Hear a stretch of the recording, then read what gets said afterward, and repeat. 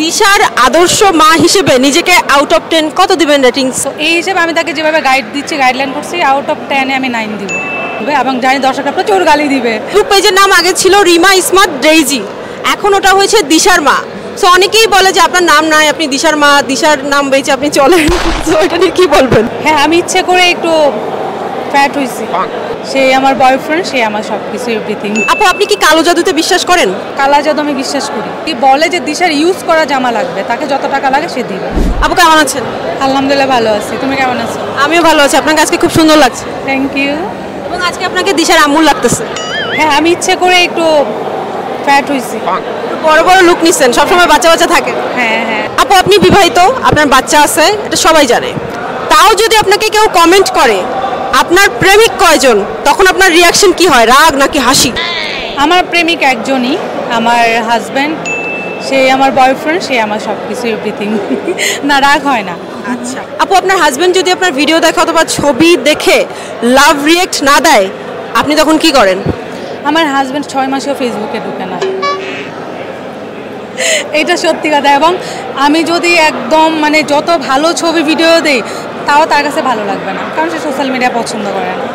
আপনি কি সুন্দর সুন্দর ছবি তুলে তাকে ইনবক্সে পাঠান? অনেক, প্রচুর। আমি ছবি তুলেই তাকে ইনবক্সে দিই এবং সে এটা করে, তার আর আমার বিভিন্ন ছবি আমাকে পাঠিয়ে বলবে এটার সাথে একটা গান মেক করে আমাকে পাঠাও, সে দেখবে।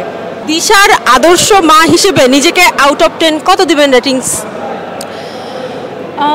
আদর্শ মা হিসেবে আসলে আমি জানি না, এটা দর্শকরা বলবে এবং জানি দর্শকরা প্রচুর গালি দিবে কমেন্ট বক্সে এসে। আমি সেটাও জানি, কারণ তাদের মতে আদর্শ মার সঙ্গে একরকম, আমার মতে একরকম, সবার চিন্তা ভাবনা এক না। তবে আমি দিশাকে সবসময় একটা জিনিস বলি, ভালো মানুষ হও, তোমার মাধ্যমে যেন মানুষের কোনো ক্ষতি না হয়, তোমার মাধ্যমে যেন সবার উপকার হয় এবং মার মতো ভালো মেন্টালিটির হও। তো এই হিসেবে আমি তাকে যেভাবে গাইড দিচ্ছি, গাইডলাইন করছি, আউট অফ 10 আমি 9 দিব। আপু, আপনার ফেসবুক পেজের নাম আগে ছিল রিমা স্মার্ট ডেইজি, এখন ওটা হয়েছে দিশার মা। সো অনেকেই বলে যে আপনার নাম নাই, আপনি দিশার মা, দিশার নাম বেঁচে আপনি চলেন। সো এটা নিয়ে কি বলবেন? আমি বলি, আমি যখন ফার্স্টে বাংলা লিঙ্কে জব করতাম, আমি একটা মাল্টিন্যাশনাল কোম্পানিতে যখন আমি জব স্টার্ট করি 2013 সালে, তখন দিশা মাত্র 1 বছর।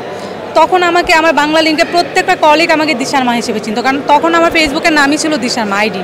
তখন তো দিশা এত ফেমাস ছিল না। তারপর যখন ফেসবুকের চেঞ্জিং আসলো, তখন হচ্ছে বাংলার নাম রাখা যাবে না, নিজের নাম দিতে হবে, দেন আমি আমার নাম দিলাম। তো দিশার হচ্ছে 1.2 মিলিয়নের একটা পেজ আনপাবলিশড হয়ে গেছে, ওর ফেসবুক আইডি আনপাবলিশড, ওর ইনস্টা আনপাবলিশড, ওর রিসেন্ট 2টা পেজ আনপাবলিশড।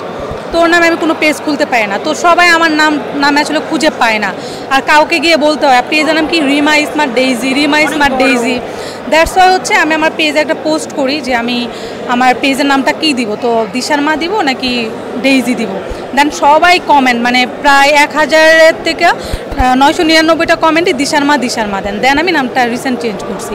আর আমি আমার মেয়ের পরিচিত অনেক প্রাউড, কারণ আমার মা, আমি মানে আমার মেয়ে, আমার মেয়ে মানে আমি। সো এইটা নিয়ে যদি মানে মানুষ হচ্ছে উল্টাপাল্টা কিছু চিন্তা করে, আমার কিছু করার না। আপু, আপনি কি কালো জাদুতে বিশ্বাস করেন?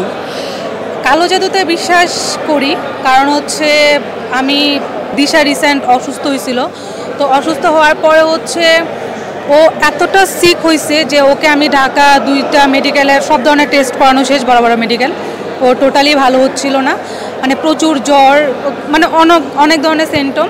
তো দেন হচ্ছে আমাকে সবাই ইনবক্স করে যে আপু একটু হুজুর দেখান। দেন আমি গ্রামে গিয়ে ভালো একজন হুজুর দেখাই, উনি ওনার মতে হচ্ছে যা করা করে। পরের দিনই ও হচ্ছে মানে সাথে সাথে ও অজ্ঞান হয়ে যায়, সাথে সাথে বমি করে, ওকে মেডিকেল নিয়ে যায়, টেস্ট করে, ওর সব রোগ ধরা পড়ে। আর একটা ব্যাপার, রিসেন্ট আমরা যাদের প্রমোশন করি তাকে হচ্ছে মেসেজ দিয়ে আমি সেটা শেয়ার করছি, বলে যে দিশার ইউজ করা জামা লাগবে, তাকে যত টাকা লাগে সে দিবে। দ্যাট মিনস হচ্ছে আসলে আমি জানি না কেন মানুষ এগুলো করে, কেন মানুষের ক্ষতি করতে চাই, বাট কালা জাদু আমি বিশ্বাস করি। আপনি বিশ্বাস করেন যে দিশার শত্রু আছে যারা দিশার ক্ষতি করতে চায়? হ্যাঁ, আমি জানি, আমি দিশার অনেক শত্রু, অ্যান্ড কেন তারা করতে চায় আমি জানি না। আর মিডিয়াতে এটা অনেক হয়, অনেক আর্টিস্টদের ক্যারিয়ার হচ্ছে ধ্বংস হয়ে গেছে কালো জাদুর কারণে, অনেক আর্টিস্টদের। সো এই জন্যই আমি হচ্ছে কালো জাদুতে বিশ্বাস করি।